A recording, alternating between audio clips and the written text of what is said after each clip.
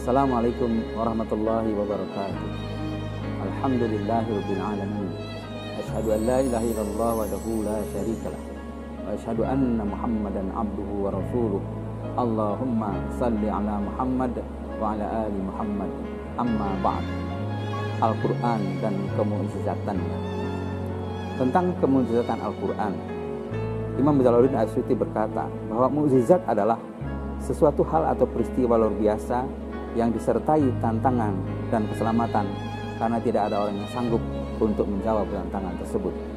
Adapun Al-Quran sebagai mukjizat, Imam Sufi Saleh mengatakan bahwa Al-Quran adalah kalam mukjiz yang diturunkan kepada Nabi Muhammad SAW.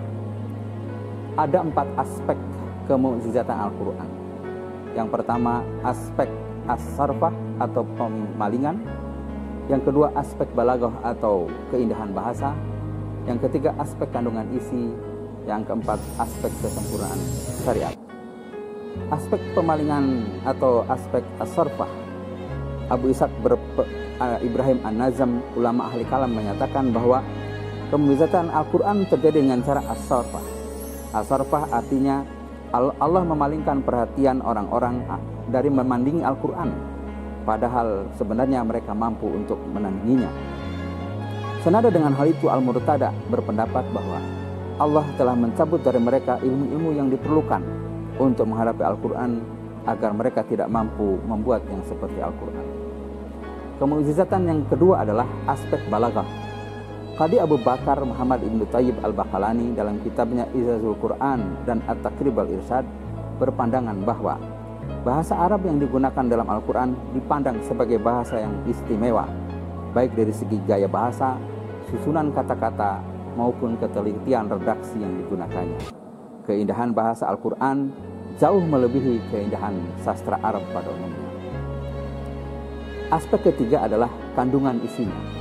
Perihal aspek kandungan isi Al-Quran secara garis besar dapat dibagi menjadi 2, yaitu berita tentang hal gaib dan isyarat-isyarat alamiah.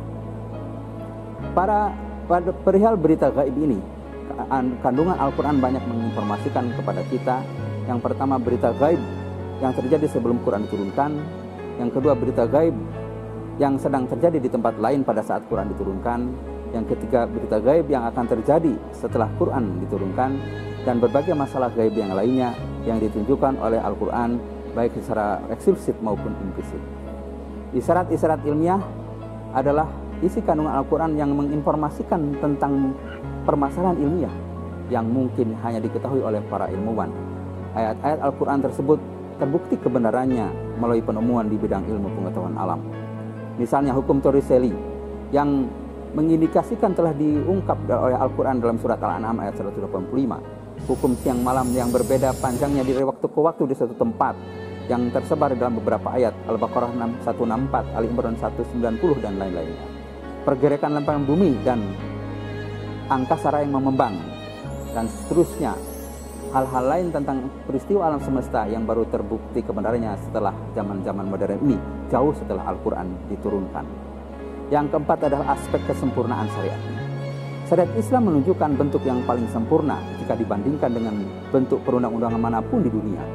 Syariat Islam juga diakui sebagai syariat yang sesuai karena ia berasal dari Tuhannya, bukan berasal dari manusia. Sedangkan tujuan utamanya untuk membebaskan manusia dari dunia gelap gulita menuju terang benderang. Jadi, Al-Quran selain sebagai petunjuk adalah mukjizat. Kemukjizatannya ada 4 aspek, yaitu aspek syariah, sarfah atau pemalingan, aspek balaghah atau keindahan bahasa, aspek kandungan isi, dan yang keempat, aspek kesempurnaan syariatnya. Wassalamualaikum warahmatullahi wabarakatuh.